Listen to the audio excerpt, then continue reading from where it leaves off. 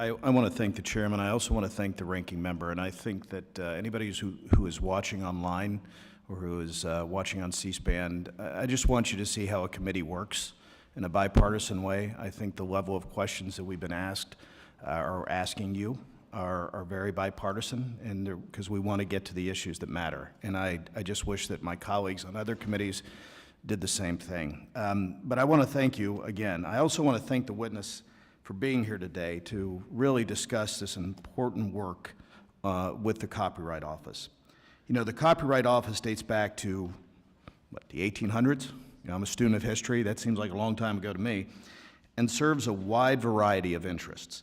In fact, the office issued over 440,000 new registrations alone in just fiscal year 2023. Am I correct with that number? I think I am. If I'm not, you can correct me later. Today, I want to focus on the modernization efforts of the Copyright Office. And with that being said, the office is now almost a decade into, I want to jump on what Ms. Torres said, but the office is now almost a decade into the development of the Enterprise Copyright System, or the ECS, which is meant to integrate and improve all of the office's technology modules. Can you provide an update on the progress made in the modernization aspects of ECS and relate directly to the copyright registration system? It's all your, the floor is yours. Yes, I will say it's almost a decade since we started talking about modernization. The actual development work started in 2020, so now about 4 years ago. We have made a lot of progress. I spoke in my opening statement about progress in recordation and also the development of the copyright public record system. But you're asking specifically about registration. So on that, I would say it has been an area where we have just recently, well, over the last year, put a lot of our resources, in particular on expediting work on the registration component of ECS.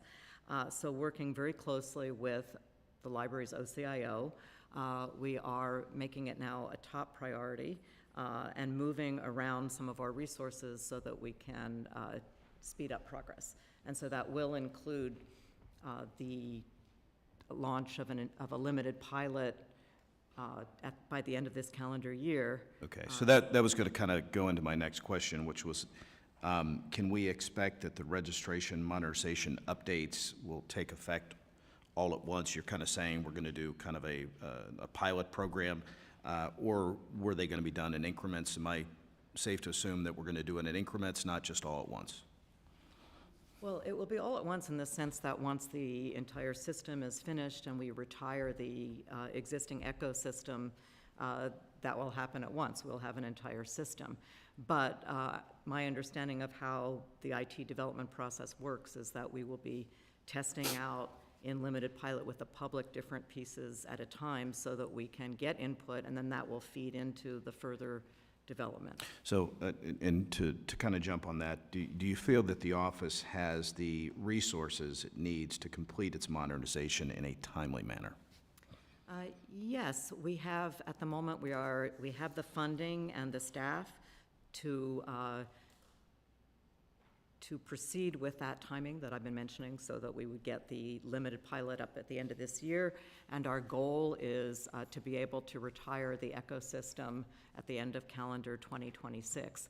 We have now the funding that can take us, we got the funding in the 2025 budget to do the current plan with the limited pilot, and then moving forward, we will be making a proposal in 2026 for additional funding to be able to continue and finalize the work.